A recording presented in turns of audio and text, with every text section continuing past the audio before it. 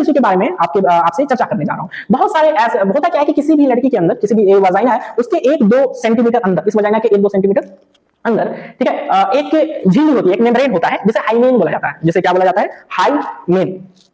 अब होता क्या है कि जो हाइमेन है, फर्स्ट सेक्सुअल इंटरकोर्स में ब्रेक हो जाता है, और जब फर्स्ट सेक्सुअल इंटरकोर्स में जब ब्रेक होगा तो ब्लड आता है, ठीक है, ब्लड आएगा।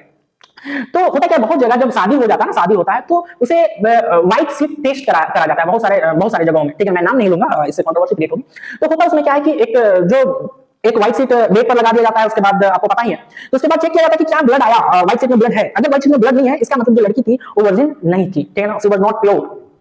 और बहुत सारी जगहों में इसलिए उस लड़की को मार भी दिया जाता है। लेकिन मैं आपको बतला रहा हूं कि ये जो हाइमेन है, किसी भी एक्टिविटी से, फिजिकल एक्टिविटी से ब्रेक हो सकता है। साइकिल चलाने से, घुड़सवारी से, अगर लड़की दौड़ती है, भागती है, अगर एथलेटिक्स में है, उससे। इसका मतलब कि अगर ये हाइमेन अगर ब्रेक नहीं हुआ, अगर ब्लड नहीं आया, इसका मतलब ये कतई नहीं है कि लड़की प्योर नहीं है, लड़की वर्जिन नहीं है, ठीक है। दूसरी बात, अगर लड़की वर्जिन नहीं भी है, ठीक है, तो आपने उनसे विवाह किया है, ठीक है, आप किसी को प्यार इसलिए करते हैं क्योंकि आप उसके यूनिक आइडेंटिटी को एम्ब्रेस कर रहे होते हैं, उसकी यूनिक आइडेंटिटी से आपको प्यार होता है, ठीक है। Love is not about sex. So kindly share this video for the awareness and please like and subscribe. Thank you very much. आज का हमारा टॉपिक है फीमेल रिप्रोडक्टिव सिस्टम। इसके कौन कौन से पार्ट होते हैं और हर एक पार्ट का क्या क्या काम होता है। किसी भी फीमेल रिप्रोडक्टिव सिस्टम के 2 पार्ट होते हैं, accessory female reproductive system and necessary female reproductive system. इसे बहुत अच्छे से समझने के लिए आप सबसे पहले एसेसरी एंड नेसेसरी का बीच के डिफरेंस को समझिए। आप किसी एक मोबाइल शॉप में जाते हैं, आपने मोबाइल खरीदा, उस मोबाइल के साथ आपको टेम्पर्ड ग्लास दिया जाता है, आपको ईयरफोन दिया जाता है। टेम्पर्ड ग्लास और ईयरफोन का काम क्या है? किसी ना किसी तरीके से मोबाइल में जो फंक्शन है मोबाइल की, उसमें मदद करना, ठीक है। और उसका जो मेन पार्ट, जो सबसे मेन पार्ट है, वो कौन है? मोबाइल है। जैसे कि अगर आपको टेम्पर्ड ग्लास नहीं दिया जाता तब भी आपके लिए यूजेबल था मोबाइल फोन, ठीक है। अगर आपको ईयरफोन नहीं दिया जाता तो भी आप मोबाइल से काम कर सकते थे। लेकिन अगर आपको सिर्फ टेम्पर्ड ग्लास और ईयरफोन दिया जाता, अगर आपको मोबाइल नहीं दिया जाता, ठीक है, तो आप काम कर सकते थे क्या? नहीं। उसी तरीके से किसी भी फीमेल रिप्रोडक्टिव सिस्टम के 2 पार्ट होते हैं, accessory female reproductive system and necessary female reproductive system. Accessory part कौन कौन से? एसेसरी पार्ट है vagina, cervix, uterus, fallopian tube, और ये जो उंगली की तरह, फिंगर की तरह आपको स्ट्रक्चर दिख रहा होगा जिसने ओवेरी को पकड़ा हुआ है, उसे फिम्बरी कहा जाता है, वो भी एक एसेसरी पार्ट है, ठीक है। फीमेल रिप्रोडक्टिव सिस्टम का वो एसेसरी पार्ट है। और फीमेल रिप्रोडक्टिव सिस्टम का ओवरी जो होता है वो नेसेसरी पार्ट है। अगर वजाइना में कोई प्रॉब्लम है, सर्विक्स में कोई प्रॉब्लम है, यूटेरस में कोई प्रॉब्लम है, फैलोपियन ट्यूब में कोई प्रॉब्लम, फिम्बरी में कोई प्रॉब्लम है, ठीक है, कोई बात नहीं, तब भी बच्चे पैदा किए जा सकते हैं। लेकिन ओवरी में अगर प्रॉब्लम आता है तो बच्चे पैदा नहीं किए जा सकते हैं। इसीलिए बोला जा रहा है कि ओवरी जो है वो नेसेसरी फीमेल रिप्रोडक्टिव सिस्टम है। अगर किसी बच्चे का जन्म हुआ है और इस फीमेल रिप्रोडक्टिव सिस्टम के साथ हुआ, तो हम लोग बोलेंगे कि वह एक गर्ल चाइल्ड है। और जैसे ही उस लड़की का जन्म होगा, ठीक है, जैसे उस लड़की का जन्म होगा, उसके ओवरीज में अप्रोक्स 1 मिलियन एग होगा, 1 मिलियन अंडा होगा, ठीक है। जो एग होता है, जो फीमेल एग होता है, वो बहुत ही छोटा होता है, ठीक है, बहुत ही छोटा होता है। तो इसमें 1 मिलियन एग होगा और इस ओवरी में 1 मिलियन एग होगा। लेकिन जैसे जैसे उस लड़के का ग्रोथ होता है, वो लड़की बढ़ते जाती है और फाइनली वो प्यूबर्टी के एज को टच करते, हीट करती है, ठीक है ना, प्यूबर्टी के एज तक वो पहुंचती है, ठीक है। तो इस ओवरी में और इस ओवरी में 10 हजार अंडे बच जाते हैं, ठीक है। शुरू में जब उसने जन्म लिया तो 10 लाख अंडे थे, ठीक है ना, 1 मिलियन अंडा था, 10 लाख अंडे थे। लेकिन जैसे ही वो प्यूबर्टी के एज तक पहुंचती है, जैसे ही वो 11-12 साल में पहुंचती है, ठीक है, प्यूबर्टी के एज तक पहुंचती है, ठीक है, उसके अंदर जो एग्स की संख्या घट करके कितनी हो जाती है? 10 हजार हो जाती है, ठीक है। अब प्यूबर्टी का एज तक कोई लड़की पहुंचती है तो सबसे पहले हम लोग जानते हैं कि किसी भी लड़की में प्यूबर्टी के एज तक पहुंचने पर कौन कौन से चेंजेस आते हैं और एक प्यूबर्टी है क्या। प्यूबर्टी सेक्सुअल मैच्योरिटी को बोला जाता है, ठीक है। और जैसे ही कोई लड़की अगर प्यूबर्टी के एज तक पहुंचती है, ठीक है, तो उनका हाइट बड़ा हो जाता है, वो उनकी लंबाई बढ़ जाती है, ठीक है। उनका जो कमर है ना, लड़कों का जो कमर होता है वो कर्वियर नहीं होता है ना, लेकिन लड़कों का कमर कर्वियर नहीं होता, लेकिन लड़कियों का कमर जो होता है ना कर्वियर राउंडेड हो जाता है। लड़कियों के आर्मपिट्स में तथा प्राइवेट पार्ट्स में बाल आने शुरू हो जाते हैं, ठीक है। उनका जो थाइज होता है, उनकी जो जंघा होती है, उनमें फैट स्टोर होना शुरू हो जाता है, ठीक है। और लड़कियों का जो वॉइस होता है, जो आवाज होता है, वो श्रिलर हो जाता है, वो ज्यादा श्रिलर हो जाता है, ठीक है। और जैसे वो प्यूबर्टी के एज में पहुंचती हैं, उनको अपने अपोजिट सेक्स के प्रति अट्रैक्शन फील होता है। फॉर एग्जाम्पल, जैसे कि कोई एक लड़की है, ठीक है, और जब वो केजी क्लास में है, ठीक है, 1-2 क्लास में, केजी क्लास में है, तो वो उसका उम्र उस समय होता है 5-6 साल, ठीक है।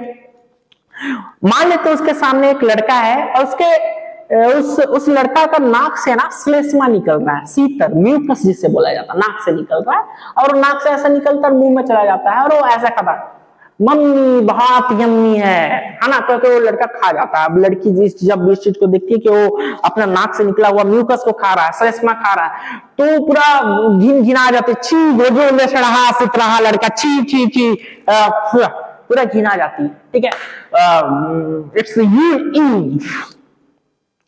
लेकिन जैसे ही वो लड़की प्यूबर्टी के एज तक पहुंचती है, जब वो 11-12 साल की हो जाती है, वही लड़का जिसे देख करके वो लिस रहा लड़का सोचती थी, उसे देख करके उसे लगता वाह क्या 100% टंच माल है, एकदम कंटाब दिखता है, अपने दोस्तों को जिज्जा जी है, तेरा जिज्जा जी, ठीक है। तो सेक्सुअल अट्रैक्शन लड़कियों के अंदर आता है कब? जब वो प्यूबर्टी की एज को हिट करती है तब। और इसी प्यूबर्टी की एज को हिट करने पर उनके ओवरी के अंदर जो एग्स की जो संख्या होती है वो 10-10 हजार रह जाती है, ठीक है। अब ये जो ओवरीज है हर महीने एक को मैच्योर करती है। याद रखिए, मैंने प्रोड्यूस कर रही है, मैंने ऐसा नहीं बोला, क्योंकि ओवरी एक प्रोड्यूस नहीं कर रही है, ओवरी एक प्रोड्यूस नहीं कर रही है, क्योंकि ओवरी के अंदर पहले से ही क्या है? एग है। ओवरी एक्स को मैच्योर कर रही है, ठीक है। तो एक अंडे बाहर अगर निकाला, मान लेते हैं इसने जनवरी में निकाला है, ठीक है ना, तो ये आपको फरवरी में आपको ये अंडा निकाल के दिखाई देगा, फिर मार्च में, फिर अप्रैल में, मई में, फिर जून में, ठीक है ना। इस तरह से वो क्या करेगा? एग मैच्योर करेगा, यानी बारी बारी से अल्टरनेट मंथ पर। ये मार्च में अगर एग मैच्योर करेगा तो ये एग मैच्योर कब करेगा? अप्रैल में, ठीक है ना, फिर मई में और फिर जून में, ठीक है। तो बारी बारी से जो दोनों ओवरीज जो होते हैं अल्टरनेटली एग्स को मैच्योर करती है, ठीक है। फिर जैसे ही ये एग मैच्योर करेगा, ठीक है, ये आपको उंगली की तरह जो स्ट्रक्चर दिख रहा है ना, इसका नाम है फिम्बरी, इसे बोला जाता है फिम्बरी, तो इसका नाम है फिम्बरी, ठीक है। तो वो फिम्बरी क्या करता है? इस ओवरी से निकलने वाले एग को कैच कर लेता है, उसे पहुंचा देता है इस फैलोपियन ट्यूब में। कहां पहुंचा देता है?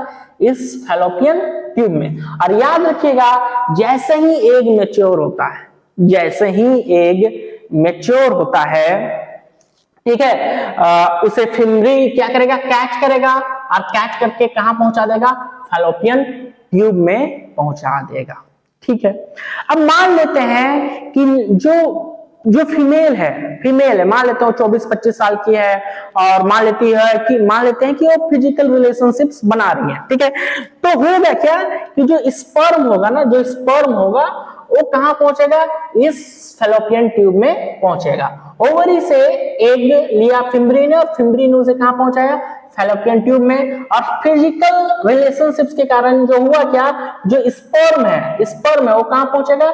इस फैलोपियन ट्यूब में पहुंचेगा। तो यहाँ ओवरी भी पहुंचा और फैलोपियन ट्यूब भी पहुंचा, ओवरी पहुंचा फैलोपियन ट्यूब में, और स्पर्म भी पहुंचा फैलोपियन ट्यूब में, और दोनों आपस में मिल जाता है, ठीक है।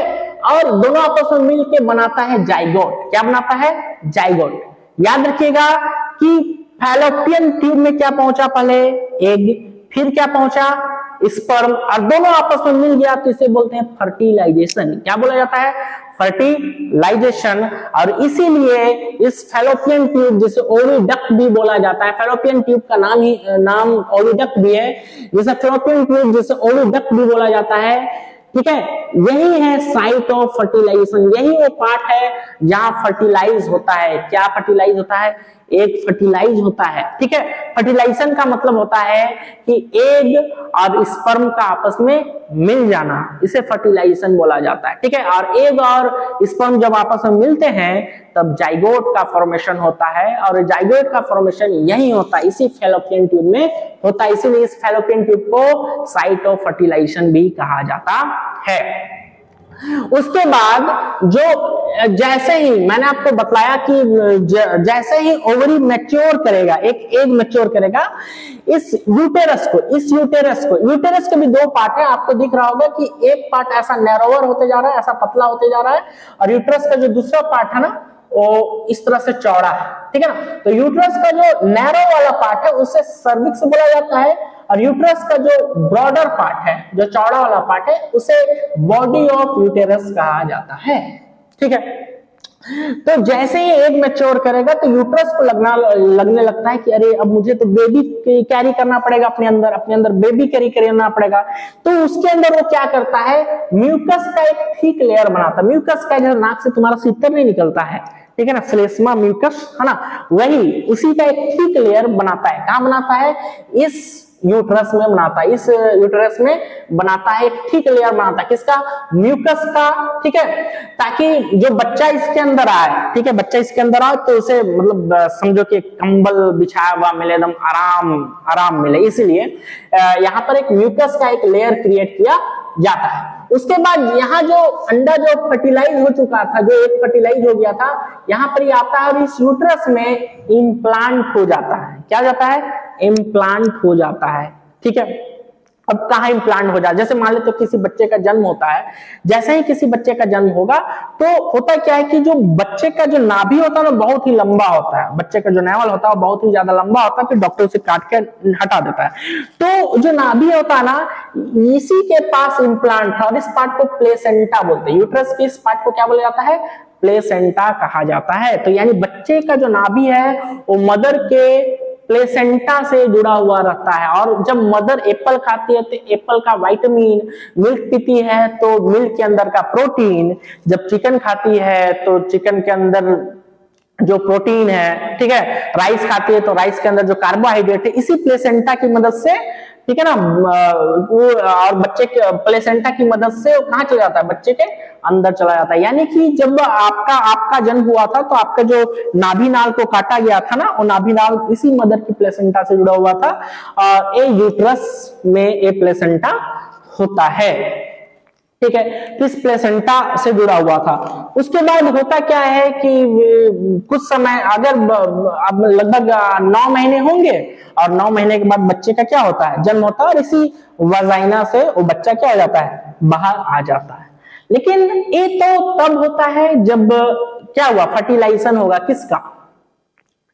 एग का और स्पर्म जब आपस में मिलेंगे फर्टिलाइजेशन होगा तब। तो आपने देखा जो फैलोपियन ट्यूब था वो साइट ऑफ फर्टिलाइजेशन था, और जो इम्प्लांट यहाँ पर हुआ था, ठीक है ना, जाइगोट, तो जो यूट्रस था वो साइट ऑफ इम्प्लांटेशन है, ठीक है। लेकिन अगर जो फीमेल है वो सेक्सुअल इंटरकोर्स नहीं करती हो, किसी से फिजिकल रिलेशनशिप नहीं बनाती है, तो सो ऑब्वियसली यहाँ से जब अंडा मैच्योर होगा और फिमरी जब अंडा को लेगा, और वो अंडा कहाँ पहुंच जाएगा? फैलोपियन ट्यूब में पहुंच जाएगा। लेकिन गर्ल ने, लड़की ने तो सेक्सुअल रिलेशनशिप बना ही नहीं है, तो क्या स्पर्म यहां पहुंचेगा? क्या नहीं पहुंचेगा। लेकिन जैसे ही इसने अंडा मैच्योर किया था, यूट्रस को क्या लगने लगेगा? अरे भाई अब तो मुझे बच्चा को कैरी करना पड़ेगा, इसलिए जल्दी जल्दी क्या करता है? थिक लेयर बनाता है, किसका? म्यूकस का, ठीक है ना, म्यूकस का एक थिक लेयर बनाता है। लेकिन स्पर्म तो यहाँ आया नहीं, फिर ये क्या करेगा? अंडा फिर यहाँ पर ही पहुंचेगा, ठीक है। लेकिन क्या अंडे का फर्टिलाइजेशन हुआ है? अंडे का फर्टिलाइजेशन नहीं हुआ है। तो बाद में अनफर्टिलाइज्ड एग क्या होता है? बाहर निकल जाता है, इसी वजाइना के थ्रू अनफर्टिलाइज्ड एग बाहर निकल जाता है। याद रखिए, अगर लड़की ने सेक्सुअल रिलेशनशिप बनाए हैं, ठीक है, और स्पर्म जाकर के अंडा को फर्टिलाइज करेगा, तो यहाँ फर्टिलाइजेशन होने के बाद फिर यहाँ जाकर इम्प्लांट होगा और 9 महीने बाद बच्चे का जन्म होगा।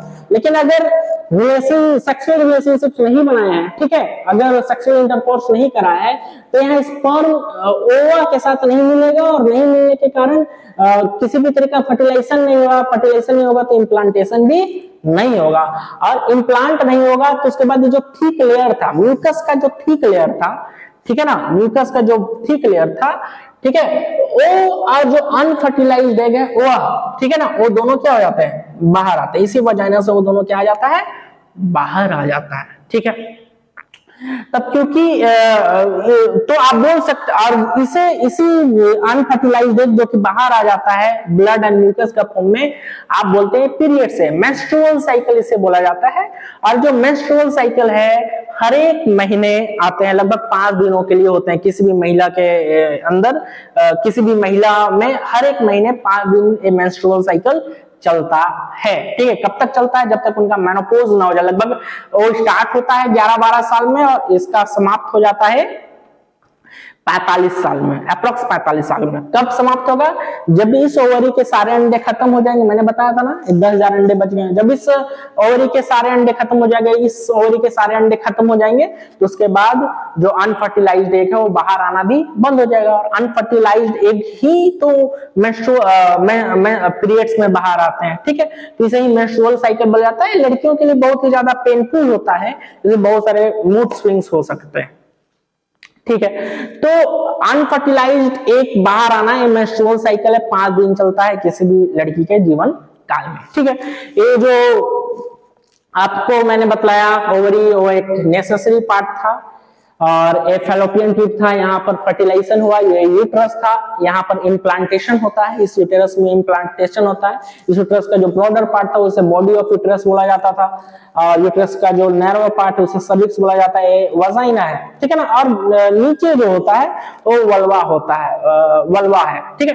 अब मैं एक सोशल इश्यू के बारे में आपसे चर्चा करने जा रहा हूँ। बहुत सारे ऐसे होता क्या है कि किसी भी लड़की के अंदर, किसी भी वजाइना है उसके 1-2 सेंटीमीटर अंदर, इस वजाइना के 1-2 सेंटीमीटर अंदर, ठीक है, एक झिल्ली होती है, एक मेम्ब्रेन होता है जिसे हाइमेन बोला जाता है, जिसे क्या बोला जाता है, हाइमेन। अब होता क्या है कि जो हाइमेन है फर्स्ट सेक्सुअल इंटरकोर्स में ब्रेक हो जाता है, और जब फर्स्ट सेक्सुअल इंटरकोर्स में जब ब्रेक होगा तो ब्लड आता है, ठीक है, ब्लड आएगा। तो होता क्या है, बहुत जगह जब शादी हो जाता है ना, शादी होता है तो उसे व्हाइट सीट टेस्ट करा जाता है बहुत सारे जगहों में, ठीक है। मैं नाम नहीं लूंगा, इससे कंट्रोवर्सी क्रिएट होगी। तो होता उसमें क्या है कि एक व्हाइट सीट बेड पर लगा दिया जाता है, उसके बाद आपको पता ही है, तो उसके बाद चेक किया जाता है कि क्या ब्लड आया, व्हाइट सीट में ब्लड है। अगर व्हाइट सीट में ब्लड नहीं है, इसका मतलब जो लड़की थी वो वर्जिन नहीं थी, ठीक है ना, शी वाज नॉट प्योर। और बहुत सारी जगहों में इसलिए उस लड़की को मार भी दिया जाता है। लेकिन मैं आपको बतला रहा हूं कि ये जो हाइमेन है किसी भी एक्टिविटी से, फिजिकल एक्टिविटी से ब्रेक हो सकता है। साइकिल चलाने से, घुड़सवारी से, अगर लड़की दौड़ती है, भागती है, अगर एथलेटिक्स में है उससे। इसका मतलब कि अगर ये हाइमेन अगर ब्रेक नहीं हुआ, अगर ब्लड नहीं आया, इसका मतलब ये कतई नहीं है कि लड़की प्योर नहीं है, लड़की वर्जिन नहीं है, ठीक है। दूसरी बात, अगर लड़की वर्जिन नहीं भी है, ठीक है, तो आपने उनसे विवाह किया है, ठीक है, आप किसी को प्यार इसलिए करते हैं क्योंकि आप उसके यूनिक आइडेंटिटी को एम्ब्रेस कर रहे होते हैं, उससे उसकी यूनिक आइडेंटिटी से आपको प्यार होता है, ठीक है। Love is not about sex. So kindly share this video for the awareness and please like, comment, subscribe. Thank you very much.